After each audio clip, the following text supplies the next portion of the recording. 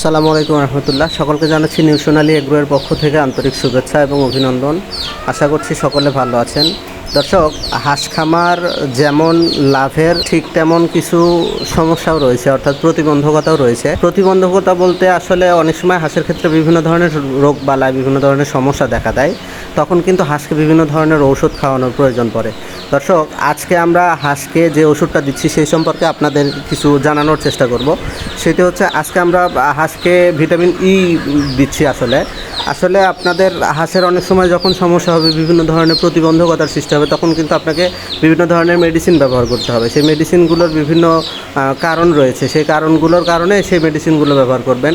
Vitamin ইর সাধারণত বেশ কিছু উপকারিতা রয়েছে। সেটা হচ্ছে যে হাঁসের রোগ প্রতিরোধ ক্ষমতা বৃদ্ধি করবে, পাশাপাশি হাঁসের ডিম যদি উৎপাদন কম হয় তাহলে সেই ডিম উৎপাদন বাড়াবে।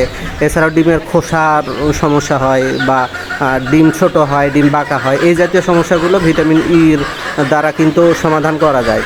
দর্শক, আমরা কিন্তু খামারে, আমাদের যে নিউ সোনালী হাঁসের খামার অ্যান্ড হ্যাচারি, আমাদের এই খামারটাতে মোটামুটি এখন বর্তমানে প্রায় 800-র মতো হাঁস রয়েছে।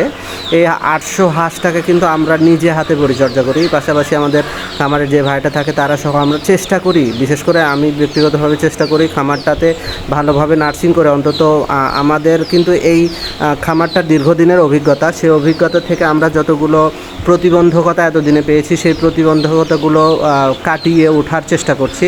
আর আপনারা জানেন আমরা কিন্তু বদ্ধ অবস্থায় পালন করি। সেক্ষেত্রে বদ্ধ অবস্থায় হাঁস পালন করলেও বেশ কিছু সমস্যার সম্মুখীন হতে হয়।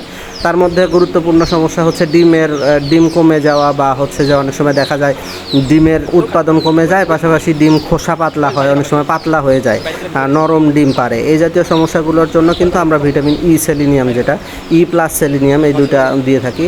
এর ফলে অনেক উপকারও হয়। আর হাঁস পালন আপনারা যারাই করবেন, অবশ্যই হাঁস পালনের ক্ষেত্রে আপনাদেরকে কিন্তু একটু সজাগ থাকতে হবে। পাশাপাশি আর হাঁসের খামারের জন্য আপনাকে একটু নিবেদিত হতে হবে, কঠোর পরিশ্রম করতে হবে। কেননা কঠোর পরিশ্রম ছাড়া কিন্তু কোনো কাজেই কিন্তু আপনি সফল হতে পারবেন না।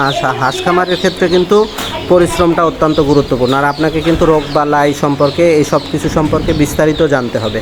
আশা করব আজকের এই ভিডিওর মাধ্যমে আপনারা কিছু তথ্য পেয়েছেন, এবং আপনারা যদি কোনো তথ্য পেতে চান আমাদের কাছে থেকে, তাহলে অবশ্যই কিন্তু জানাবেন। আমরা চেষ্টা করব আপনাদের তথ্য দিয়ে সহায়তা করার জন্য। ধন্যবাদ সকলকে। আসসালামু আলাইকুম।